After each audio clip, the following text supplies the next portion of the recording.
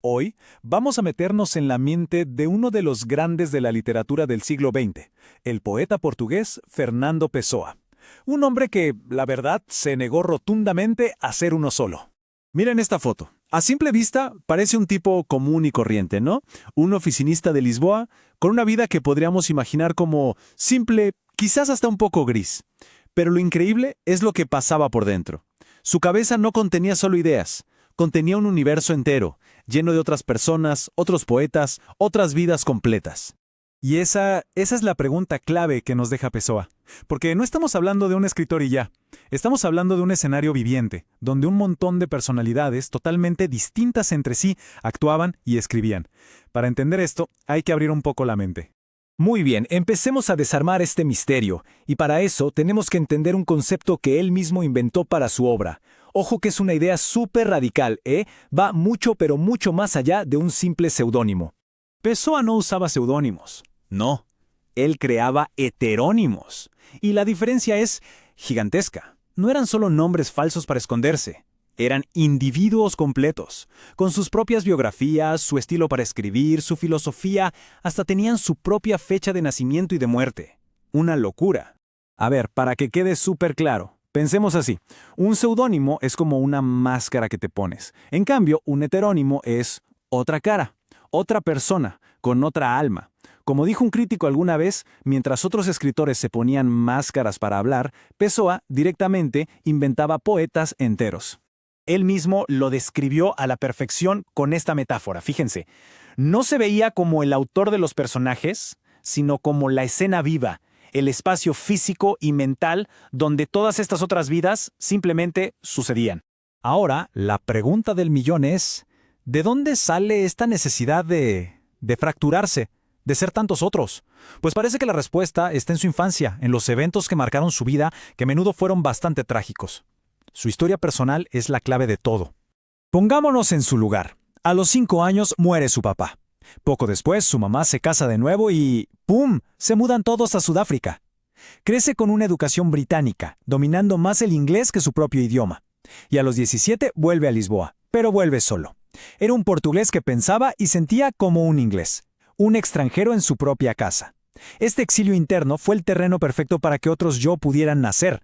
Bueno, llegó el momento de conocer al elenco principal de este teatro interior. Y repito, no son personajes, son individuos, con voces y maneras de ver el mundo radicalmente diferentes.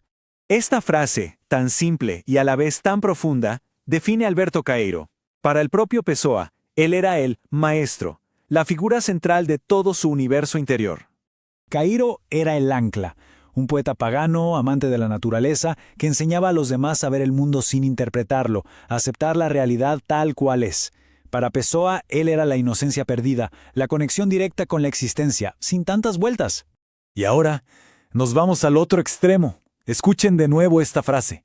Es fría, calculadora. Así nos da la bienvenida a Ricardo Reis, el clasicista. Reis es el lado ordenado y formal de Pessoa. Un observador súper estoico que valora la forma, la disciplina y la armonía por encima de la emoción. Aceptaba el destino con una calma melancólica, escribiendo odas perfectas mientras el mundo se venía abajo. Y finalmente llegamos a la explosión, a la angustia moderna. Esta pregunta captura toda la esencia de Álvaro de Campos. Campos es la contradicción pura. Es el futurista que ama las máquinas y la velocidad, pero también el hombre moderno que se siente vacío y desesperado. Representa toda la energía caótica, todo el ruido y la angustia del siglo XX que hervían dentro de ese tranquilo oficinista. Y aquí es donde está la gran paradoja.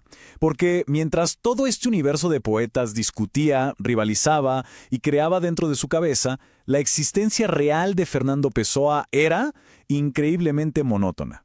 Su día a día era traducir correspondencia comercial, un trabajo modesto, tranquilo, que justamente le dejaba la mente libre para ser el escenario de sus dramas internos.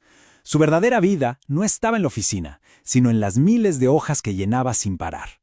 Solía pasar horas en los cafés de Lisboa, como este, el famoso A Brasileira. Y esta estatua es el símbolo perfecto de su vida pública. Un hombre tranquilo, observador, casi invisible, mientras que por dentro se estaban librando las batallas poéticas más grandes de su tiempo. Y esta cifra es la prueba irrefutable de ese universo oculto. Más de 25.000. Esa es la cantidad de manuscritos que encontraron después de su muerte. Una vida entera de trabajo que permaneció escondida a plena vista. Se podría decir que su muerte fue, en cierto modo, su verdadero nacimiento literario. Fue entonces cuando el mundo descubrió la verdadera dimensión de su genio, que estaba guardado en un objeto casi mítico. Murió relativamente joven, casi desconocido, habiendo publicado un solo libro en portugués, pero dejó este baúl, una especie de arca que no contenía solo poemas, sino vidas enteras, y ese baúl iba a reescribir la historia de la literatura moderna. El premio Nobel Octavio Paz lo resumió a la perfección.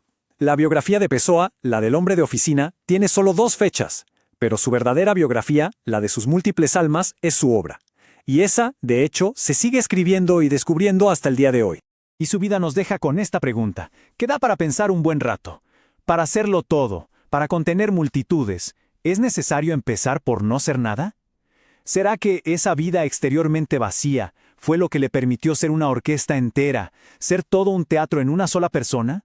Terminamos con sus propias palabras, una declaración que define el propósito de su extraña y fascinante vida. Pessoa no tuvo un trabajo, tuvo una vocación, y su vocación no fue solo escribir, fue ser la literatura misma.